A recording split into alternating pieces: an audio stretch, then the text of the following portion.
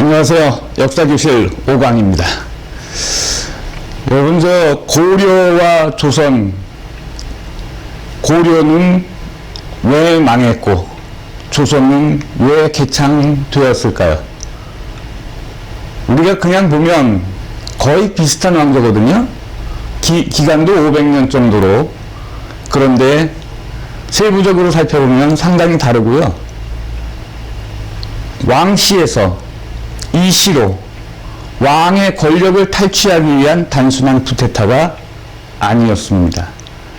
왜 역sam혁명이 일어나고 왕조가 교체될 수밖에 없었는지 이번 시간에 알아보도록 하겠습니다. 여러분, 고려에서 조선으로 넘어갈 때 어떤 변화 과정이 있었을까요? 그리고 이성계는 왜 위화도 회군이라는 쿠데타를 일으켜서 힘을 장악했을까요? 단순히 권력에 대한 힘만 장악했다면 그것은 쿠데타입니다. 그러나 그 힘을 가지고 어떤 긍정적인 사회, 경제적 요소를 획기적으로 변화시켰다고 한다면 그것은 혁명입니다. 그런데 우리는 역사학자들에 의해서 고려에서 조선으로 바뀌는 사건을 역성혁명이라고 합니다. 왕의 성씨가 바뀌는 혁명입니다. 왜 혁명이라고 할까요? 자, 살펴보겠습니다. 악한 사람이 있습니다. 그것을 인성이라고 하는데요. 그런데 또 하나, 능력 면에서 능력이 높은 자, 그래서 강한 자와 능력이 그렇지 않은 자, 약한 자가 있습니다. 이 두 개를 결합을 한번 해보겠습니다. 제일 이상적인 사람이 누구겠습니까? 능력이 아주 강한데 착한 사람. 남을 위해서 얼마나 긍정적인 요소를 많이 갖고 있겠습니까? 근데 두 번째는요, 일단 착해야 되는데 능력은 별로예요. 그런 사람들은 남에게 피해는 안 끼치고 살죠. 세 번째는요, 좀 악해요. 근데 능력도 없어요. 그러면 남한테 피해 끼치는 범위가 굉장히 작습니다. 제일 안 좋은 게 뭘까요? 악해요. 인성은 굉장히 악한데 능력은 엄청나게 좋아. 그러면 어떤 현상이 벌어질까요? 어마어마하게 많은 주변 사람들이 피해를 보고 악행을 당하고 처참한 꼴로 나락으로 떨어지게 된다는 겁니다. 고려 말에 권문세족이라는 지배층 집단이 집단적으로 부패를 했습니다.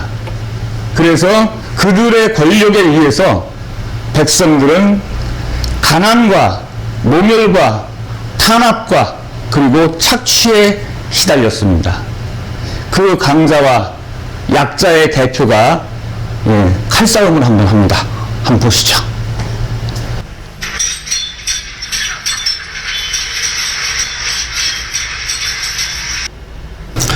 자, 이성계의 모습입니다.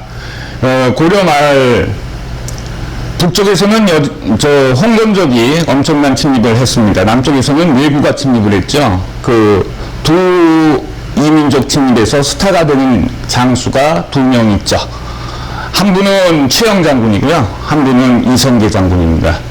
이렇게 스포트라이트를 한 몸에 받았던 두 부인들은요, 국민적 영웅이 됩니다.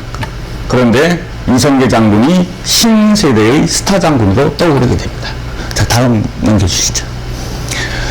자, 이성계 장군을 따르는 신진사대부 개혁세력입니다. 그 제목도 한번 띄워주시고요. 사회혁신의 6용해서 6용에서 제목이 붙었는데, 원래 6용은 용비어천가에서 나오는 태종, 태조, 그리고 고조 할아버지까지의 이성계 집안을 이야기하는 것인데, 이 드라마에서는 주인공 6명을 이야기를 하는 것이죠. 이성계 장군과 함께 그를 보좌했던 정도전, 조선왕조는 정도전의 머릿속에서 나왔다 해도 과언이 아닐 만큼 90%의 조선왕조의 짜임은 정도전의 머릿속에 있었던 구상이 그대로 반영이 된 것이죠. 그런데 10%의 핵심적 요소, 혁명을 성공시켰던 핵심적 요소는 뭐였겠습니까? 토지개혁이었습니다. 소위 말해서 과전법이라는 토지개혁이었는데 그것은 정도전이 아닌 조준이라는 경제 전문가에 의해서 짜여지게 되는 것입니다. 그런데 이성계의 다섯째 아들 이방원은 자신이 왕권에 대한 욕심이 있었습니다. 그런데 다섯째 아들이에요. 장자가 아니라. 그래서 신진사대부의 일환으로 참여를 해서 실력을 쌓게 되는 것이고요. 이쪽은 이제 드라마 재미를 위해서 넣어놓은 인기 스타 배우들 아니겠습니까? 소위 무율, 땅새, 분이. 자, 넘겨주시죠. 제목도 위에 권문세족을 배열을 했습니다. 소위 말해서 권세를 가진 가문과 세력을 가진 족속이라는 뜻인데요. 그 사회를 지키려는 세력을 우리가 보수 세력이라고 얘기를 하지 않습니까? 그런데 보수 세력과 수구 세력은 다릅니다. 그 사회를 지키려는 것은 똑같은데요. 왜 지키냐고 분석을 해봤을 때 지금 이 상태가 상당히 백성들한테, 국민들한테 긍정적이기 때문에 지켜야 된다라는 세력이 보수 세력인 반면에 수구 세력은 내 사리사욕을 채우는 데 있어서 이 체제만큼 유리한 게 없다. 목표가 사리사욕이죠. 그래서 내 사리사욕을 채우기 위한 수단으로서 이 체제는 유지돼야 된다라고 지킬 것을 주장하는 그거는 보수가 아니라 수구입니다. 따라서 보수 세력과 진보 세력이 대립하는 것은 건전한 발전 방향입니다. 방법이고요. 그런데 수구 세력은 타도의 대상이 되는 것이죠. 고려 말에 문제가 있었던 것은 바로 이 수구 세력 때문입니다. 가장 대표적인 사람이 이인겸이라는 권력자였고요.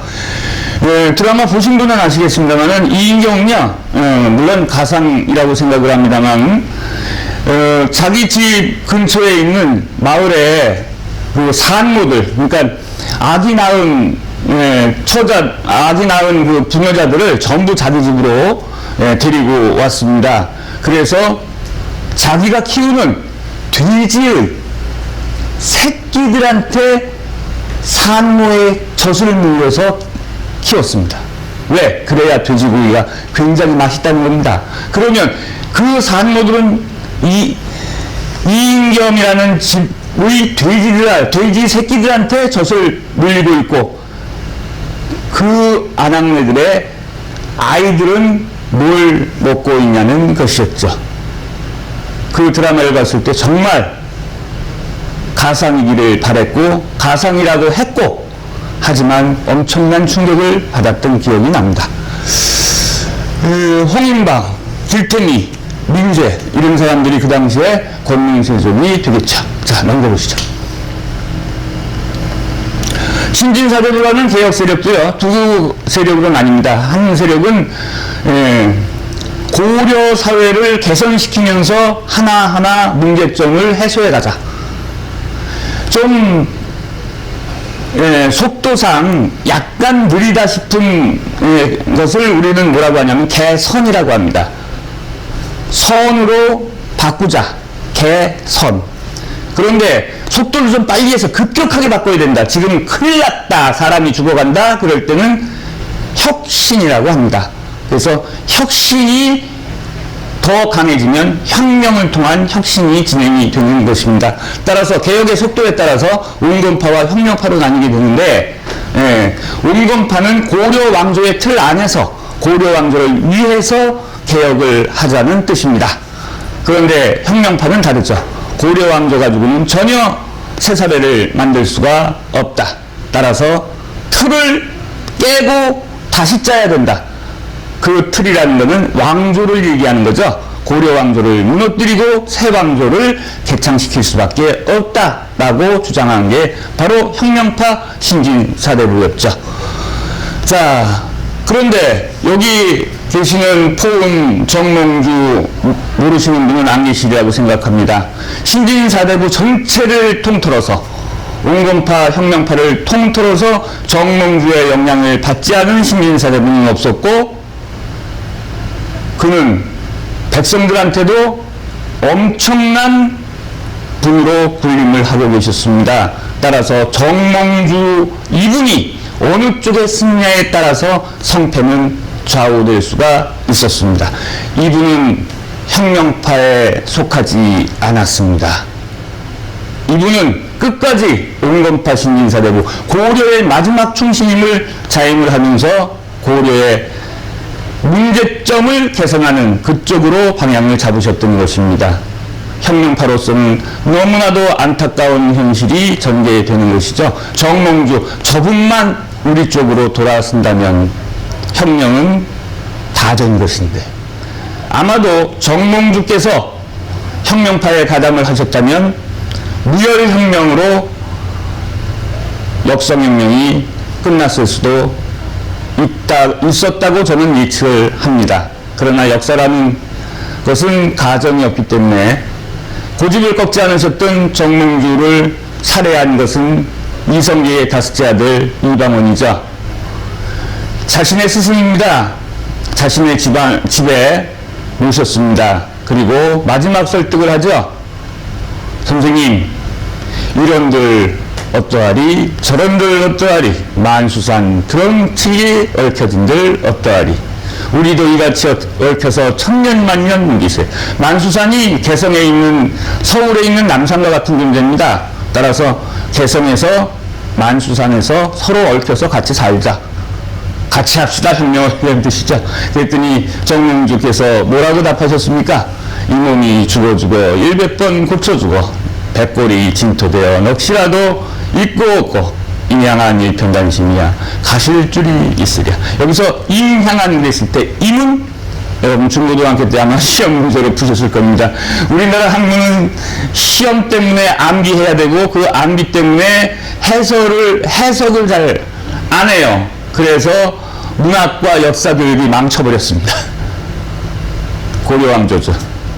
고려왕조에 대한 내일편단심은 가실 수 없다. 그래서 고집을 꺾지 않으셨기 때문에 고려의 마지막 충신이 되셨던 것이죠. 정몽주가 이방원한테 제거되고 난 다음에 역성파, 즉 혁명파 신진사대부들은 힘을 강하게 얻게 됩니다. 다시 한번 나오는데 정도전, 조준, 그리고 하륜입니다. 제가 이렇게 역성파, 혁명파 신진사대부들을 띄워놓은 이유는 이 두 분은 신권 중심이었고 요 하륜, 요 계열은 왕권 중심입니다. 이렇게 혁명파 신진사대부들도 신권 중심이냐 왕권 중심이냐에 따라서 두 파로 다시 나누게 됩니다. 자, 넘겨주시죠. 자, 지금 말씀드린 게 나오는데요. 이방원의 모습입니다. 정도전의 모습입니다. 하륜의 모습이고 조준의 모습입니다. 이렇게 나누어서 이쪽은 왕권 중심을 새 왕조의 정치체제로 하자라는 주장을 했던 사람들이고요. 이쪽은 신권 중심을 새 왕조의 정치체제의 중심으로 하자는 그런 세력입니다. 자, 어느 쪽이 이겼을까요? 일단 역성혁명은 두 세력이 공통점을 가지고 성공을 시킵니다. 그 이후에 이 두 세력은 다시 갈리게 되는데 다음 장을 넘겨보시죠. 자, 무인 세력입니다. 지금 기억나십니까? 처음에 권문세족에 대해서 사진을 보셨습니다. 두 번째는 신진사대부에서 보셨고요. 세 번째는 신진사대부 중에서 온건파와 혁명파에 대해서 보셨습니다. 그리고 이번에는 무인 세력에 대해서 나옵니다. 여러분, 현대사에서 중국 대륙을 공산화시키는 데 성공한 모택동이 뭐라고 그랬습니까? 최후의 권력은 청구에서 나온다 그랬습니다. 아무리 머리 쓰는 선비들이 말 잘해도 정권은 바뀌지 않습니다. 최고의 정권은 노력에서 나온다. 그런 뜻이 되겠죠. 자, 최영 장군입니다. 최영 장군은 해주 최씨예요. 고려 474년 왕조 가운데 해주 최씨 집안에서 7명의 문화시중이 배출됩니다. 문화시중은 고려의 수상입니다. 국무총리거든요, 지금 말로. 따라서 한 왕조에서 한 가문에서 7명의 총리를 배출한다는 것은 엄청난 가문이라는 뜻이겠죠. 따라서 고려 왕조를 떠받들고 있는 귀족 가문 중에 하나입니다. 이런 혈통 출신 분이 역성혁명을 주장하시겠습니까? 당연히 고려를 개선시키는 겁니다. 고려가 썩었다는 것은 잘 아시기 때문에 고려를 개선시키겠다. 제가 농담 한마디 할까요? 네, 유명한 말씀이시죠?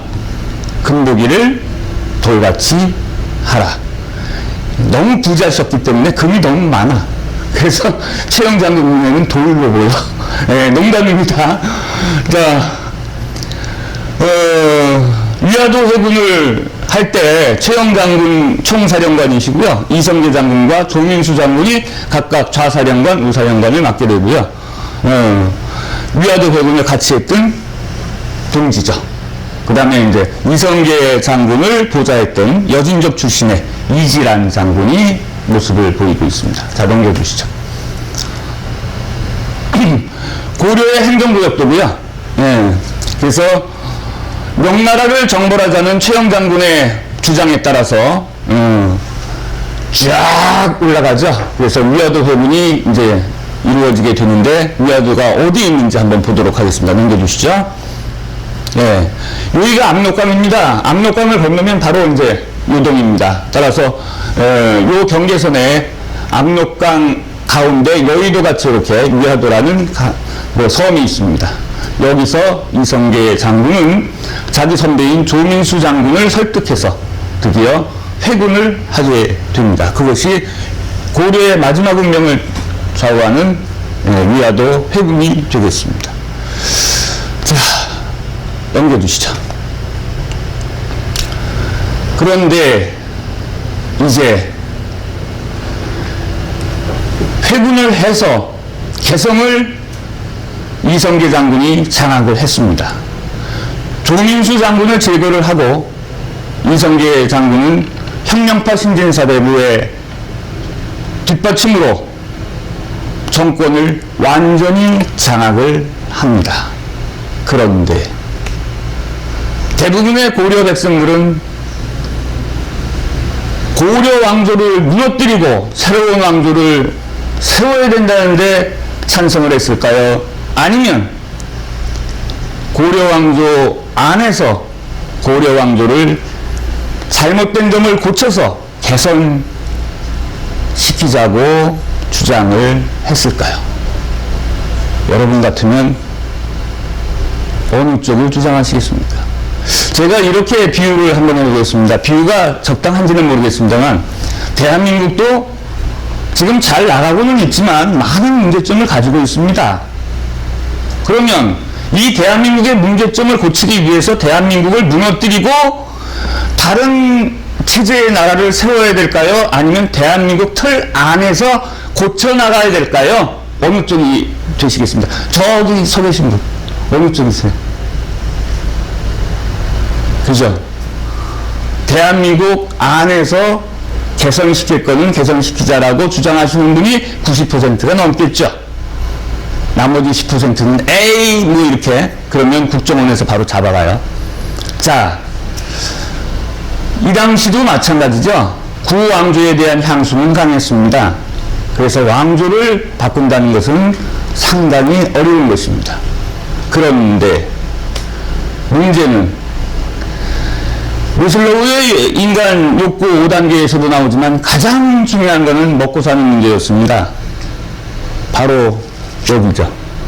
이 먹고 사는 문제를 어떻게 해결해 주느냐에 따라서 향방은 달라집니다. 여러분, 고려와 조선은 여러분이 아시다시피 농업사회입니다. 농업사회에서의 식량은, 경제는 어디서 나옵니까? 토지에서 나옵니다. 그런데 이 토지를 가지고 있었던 많은 힘없는 백성들이 권능세족의 불법적인 사적인 권세에 의해서 그 토지를 뺏겼다고 한번 가정해 보시죠. 그 토지를 뺏기니까 먹고 살 게 없어. 그래서 그 대가로 먹고 살기 위해서 가족을 데리고 그 권능세족의 노비로 들어갔다고 한번 생각해 보시죠. 그러면 그 권능세족은 어마어마한 대토지를 가지고 경제를 장악하고 있고 그들은 세금을 내지 않아 재정은 떨어지고 있고 그리고 많은 자영농들은 몰락해서 소작농, 그것보다 더 심한 노비로 전락을 했다고 가정해 보십시오. 그러면 백성들 입에서는 어떤 말이 나오게 될까요? 이놈 세상 망해버려라. 이따위 권력 망해버려라. 우리한테 왕이 있는가? 라는 생각들을 하게 됩니다. 그런데 이 토지개혁을 성공시키면, 다시 말씀드리면 그렇게 불법적으로 토지 변경이 자행된 사회에서 국가가 권력으로 불법적인 토지를 모두 몰수해서 다시 백성들한테 농사지을 땅을 나누어주고 농사를 짓게 해서 세금을 내게 하면 그 토지를 분배받은 백성들은 어떤 세력을 지지하게 될까요? 그 토지를 정당하게 분배한 그 세력이 우리 가문이 왕을 할란다라고 한다면 어떻게 행동을 할까요? 6강에서 뵙겠습니다.